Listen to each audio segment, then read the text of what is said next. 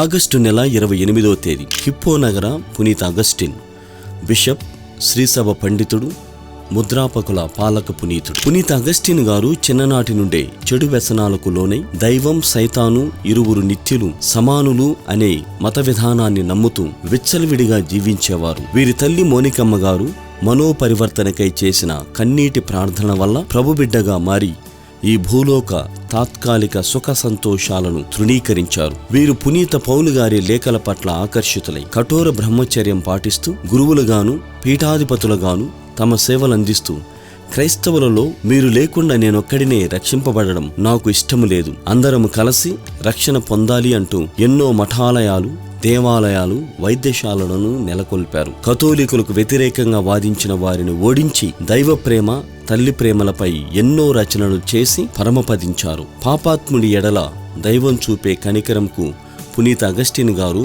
ఒక నిదర్శనం. పునీత అగస్టిను గారా